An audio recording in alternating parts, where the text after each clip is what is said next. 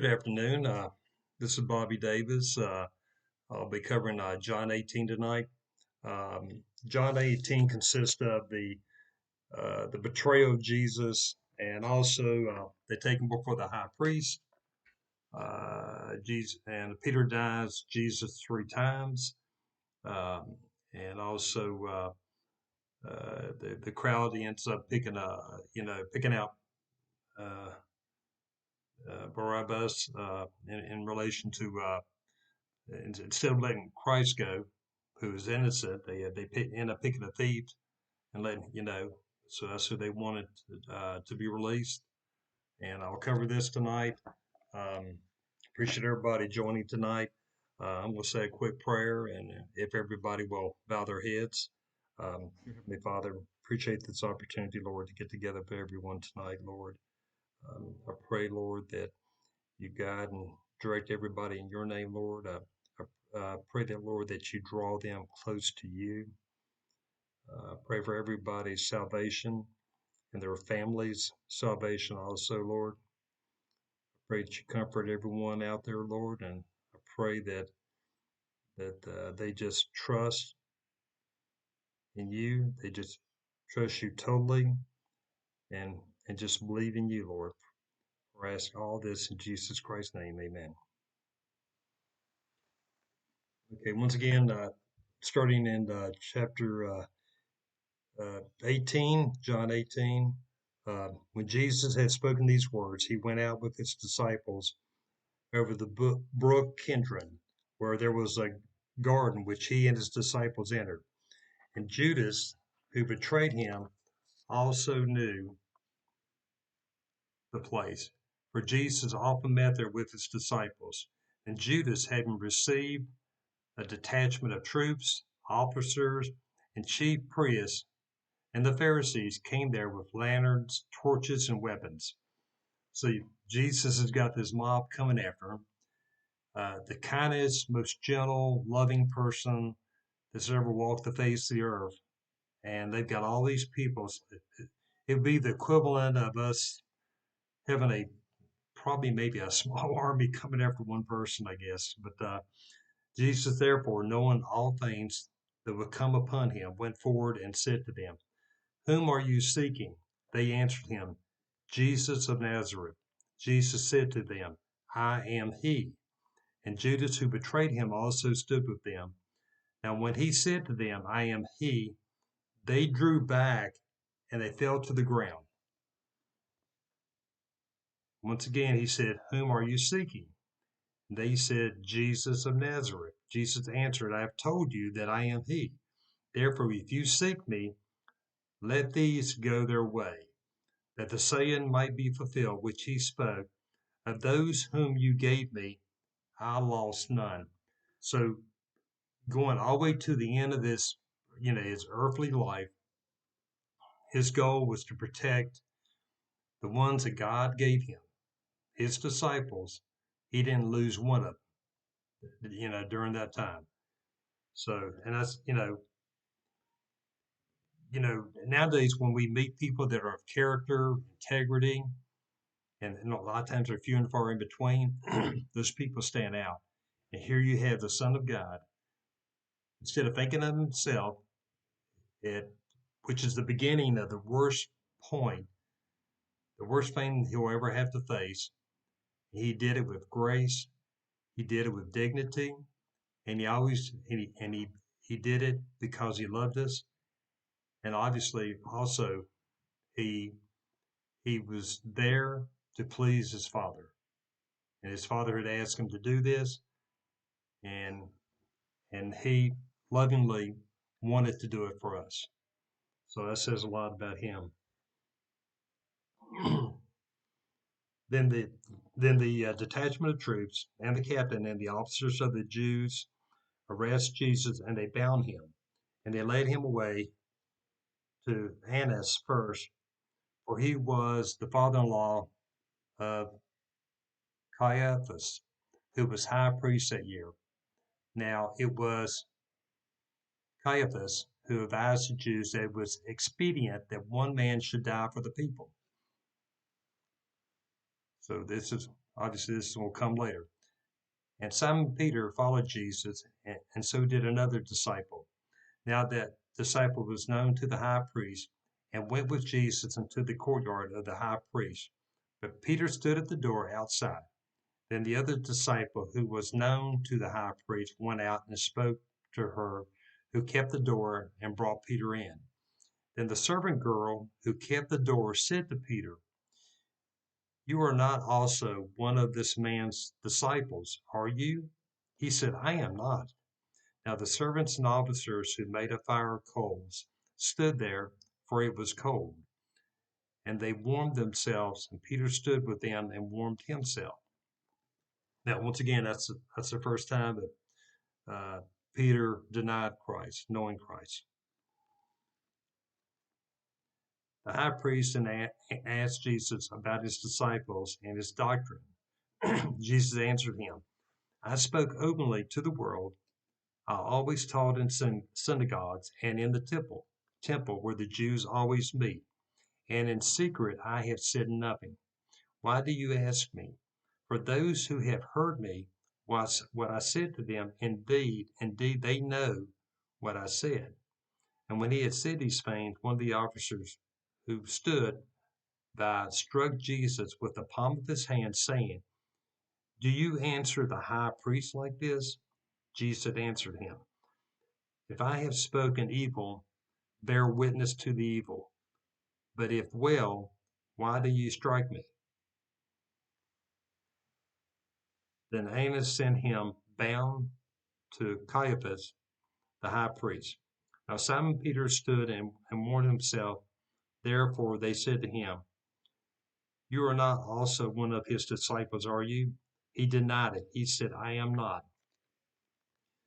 One of the servants of the high priest, a relative of him, whose ear Peter cut off, said, "Did I not see you in the garden with him?" Peter denied again, and immediately the rooster crowed. So once again, that's 3 times right there. Then they found Jesus. Then they led Jesus from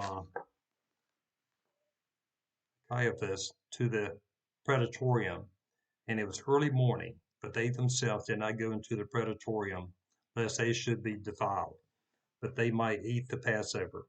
Pilate then went out to them and said, "What accusation do you bring against this man?" They answered and said to him, "If he were not an evildoer, would we not have delivered him to you?"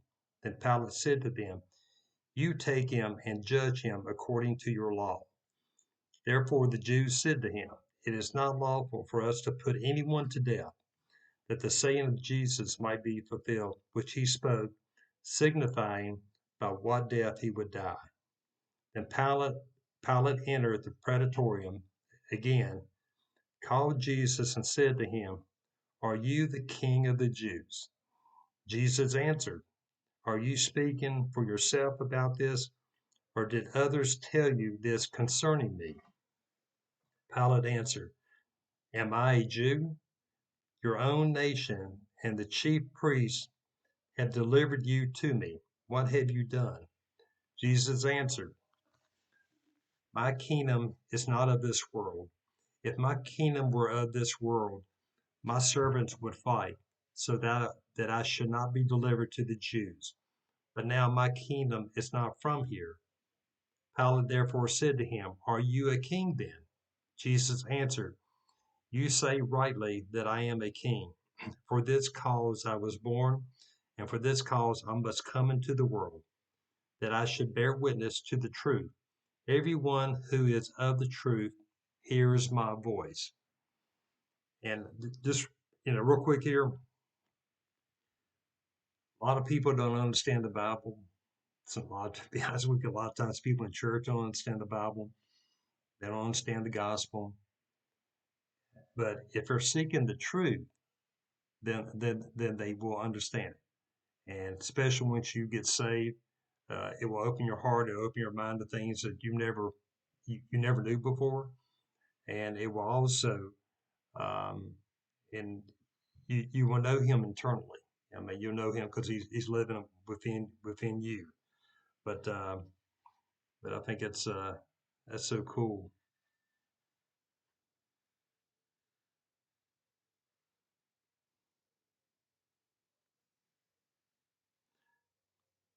Pilate said to him, "What is truth?"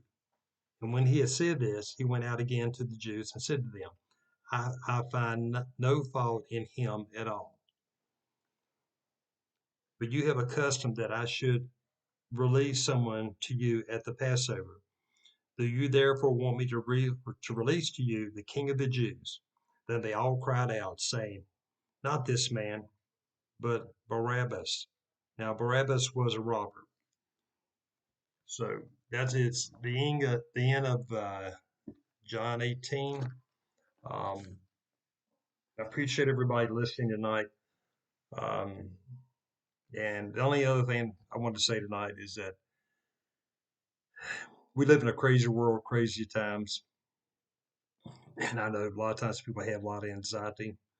Uh, Personally, I don't have that much, but what I would recommend everybody out there, give it to the Lord. Um, give all your anxiety, all your worries to Him. And if you do that every day, um, and pray, we most of us eat 3 meals a day. I think some Americans eat more, and maybe some of us eat less. I don't know, but anyway, we should pray probably 2 or 3 times more than when we eat. I'll tell you that because praying is like eating.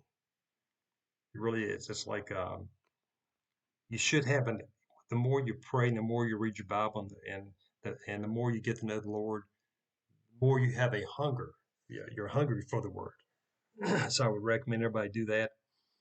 And and one other thing, and then I'll be finished here. Um, Whatever I would recommend that people make a T chart, and you make a T chart, just a T, a piece of paper, big T, and then put your worries. We used to call it pros and cons, whatever you want to call it. It doesn't matter. You give it a name. It'll be something you can name it, but put your worries in one column and put your prayers in the other column. Okay. So I guess you can say that's the cons and this is the pros, right? And if you do that, put things on paper, that way you can see it for when you. I don't know what it is when you can visibly see it on paper. It really, I think it really helps. I've done that some. I've done it at work when I was in upper management to kind of help prioritize my my day before I get started. And I think people should likewise do something similar to that. Whatever works for you. We all have different things that work for us. But when you see something on paper and you're praying for the problems that you have in your life, and you'll see what you will see is that the worries will diminish and you'll have less stuff. So you'll have less worries. And as you're praying, something else I think everybody should do while you're praying, asking God to help you, with this problem, whatever it may be. And then I would also just thank Him for answering your prayer. And He says in all things that bring honor to my Father, that all these prayers will be answered. God, the Lord has never told a lie. All He does is tell the truth. He is the truth. So once He said, Him saying that He would do that, uh, you need to let go of your problems, give it to Him, trust Him, and He will be faithful. So once again, that's all I have for tonight. And until next time, I'll see you then. Good night.